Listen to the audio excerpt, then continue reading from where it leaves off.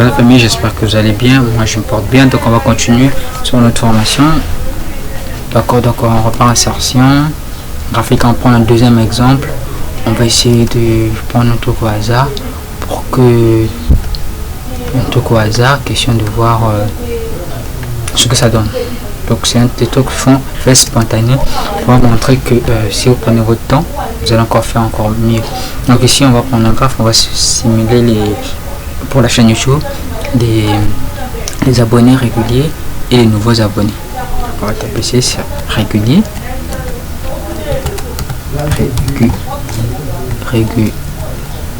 régulier et nouveau.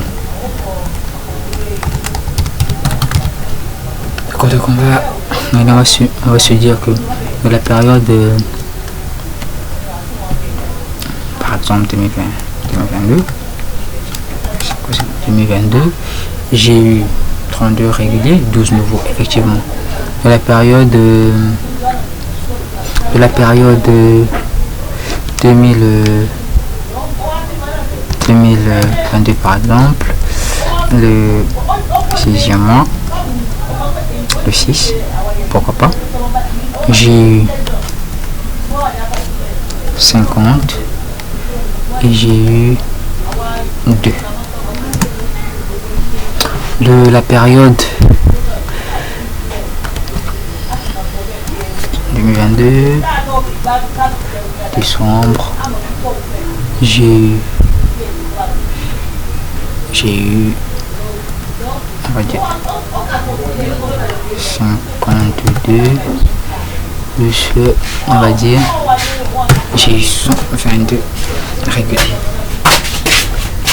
Je vais prendre notre exemple. On va en 2023,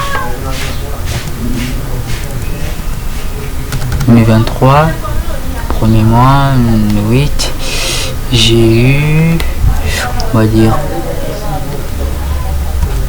150 nouveaux réguliers. J'ai eu, par exemple, 75. Oh, 229, 75. Et pour finir, le 6e mois 2023, on a eu, comment on appelle ça, on a eu 200 pour combien de nouveaux, pour on va dire 300. Donc ici nous avons modifié les données.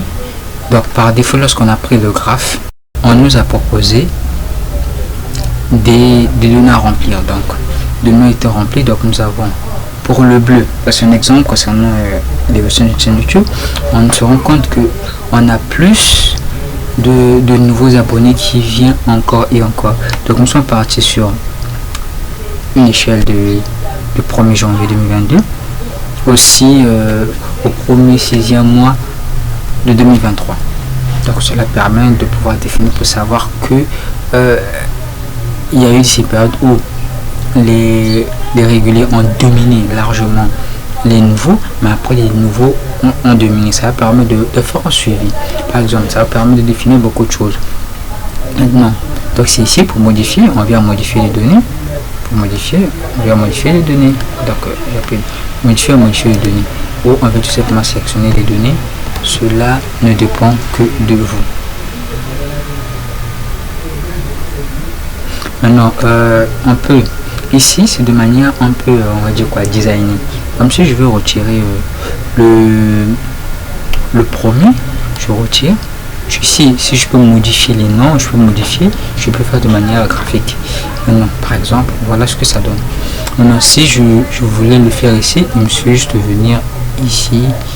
Il me suffit juste de venir, par exemple, si je voulais retirer la 5e ligne, il me suffit juste de supprimer comme ça pour avoir mon contenu. Donc, vous pouvez, voilà les deux méthodes que vous pouvez utiliser pour modifier les éléments. Donc, modifier le type, on a déjà le type, tu peux modifier le type par rapport à tes données. Ici on a les couleurs, on peut définir les couleurs selon notre goût,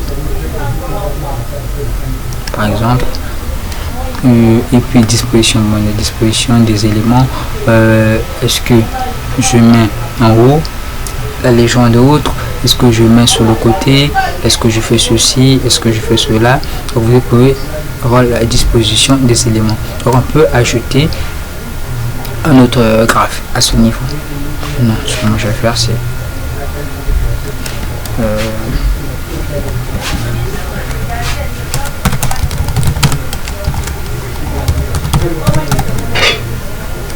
par exemple, voilà un peu comment sont définis les éléments. Donc à ce niveau, on peut aussi cliquer ici pour gérer la couleur au lieu de venir à ce niveau là, c'est un raccourci.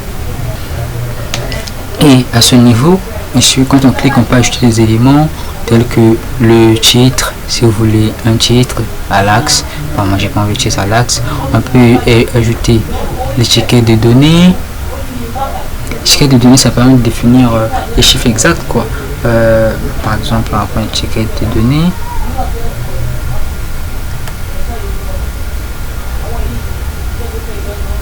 Par exemple, on va prendre, c'est un peu sale, mais c'est juste pour vous montrer comment ça s'affiche, quoi. Donc ici on vous dit, on vous précise vraiment la période.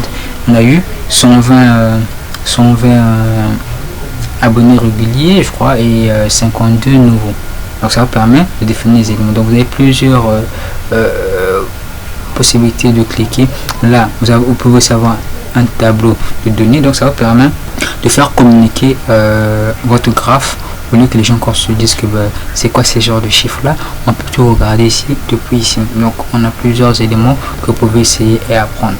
Retirer le quadrillage, il n'y en a plus, là il y en a. Donc voilà un peu comment on peut travailler avec les graphes. Donc laissez-moi en commentaire ce que vous pensez, et c'est plusieurs autres graphes à proposer, et ou sur papier ou sur Word. Rappelez-moi, je vais montrer comment on pourra se partager des fichiers de manière sécurisée via des adresses mail, mais dont on ne va pas discuter directement pour éviter beaucoup de choses. Donc laissez-moi en commentaire ce que vous en pensez, pour qu'on se partage des fichiers, par exemple des exercices ou des documents à saisir et autres. Ciao ciao.